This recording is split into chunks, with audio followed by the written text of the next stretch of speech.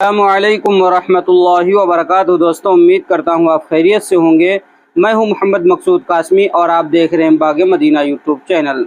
दोस्तों, आज की इस वीडियो में हम बात करने वाले हैं बहुत ही अहम मसले के बारे में, जिसका उन्वान ये है मदरसे के बच्चों को घर पर बुला करके कुरान ख़वानी करना।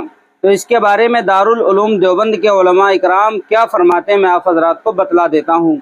और आपसे गुजारिश करता हूँ कि आप भी अगर हमारे चैनल पर पहली बार आए हैं तो सब्सक्राइब कर लीजिए, इंशाअल्लाह काफ़ी फ़ायदा होता रहेगा। तो दोस्तों, उन्वान है मदरसे के बच्चों को घर पर बुला करके कुरान ख़वानी करवाना। साहिल सवाल करता है दारुल उलूम देवबंद से, क्या फरमाते हैं मुफ्तियान इकराम व उलमा इज़ाम तहरीर हाज़ा के बारे में।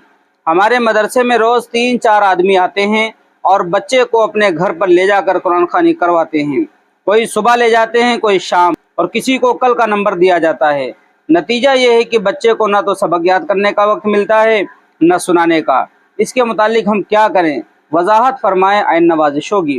तो दोस्तों, इसका जवाब आता है दारुल उलूम देवबंद की तरफ से। बिस्मिल्लाहिर्रहमानिर्रहीम।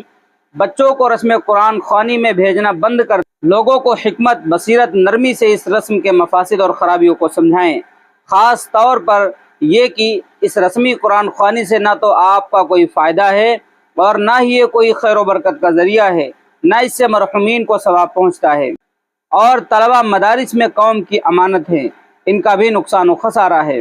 और आप अपने मदरसे में ये इंतज़ाम कर दें कि तलबा की छुट्टी होने पर पूरी उम्मत के लिए दुआ और इसाले सवाब करा दिया करें, और लोगों से कह दिया करें कि आप इतने टाइम छुट्टी के वक्त आ जाएं, उस वक्त आपके लिए भी दुआ करा दी जाएगी। वल्लाहु ताला अलम। दारुल इफ्ता दारुल उलूम देवबंद।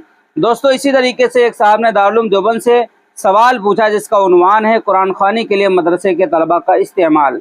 सवाल, नए घर में दाखिल होते वक्त और दुकान के इफ्तिताह के वक्त नीज़ मरहुमीन के इसाले सवाब के लिए आम रिवाज है कि मदरसे के तलबा को तलब किया जाता है और खाना वगैरह खिलाया जाता है, और मदरसे वाले मदरसे के नाम पर या तलबा के नाम पर एक मुतय्यना रकम का मुतालबा करते हैं। क्या मदरसे के तलबा का इस्तेमाल और रकम का मुतालबा दुरुस्त है?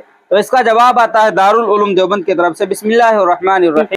कुरान पाक की तिलावत इसाले सवाब के लिए हो या बरकत के लिए, दोनों सूरतों में ये इबादत है, जिस पर किसी किस्म का लेन देन हरगिज़ जायज़ व दुरुस्त नहीं।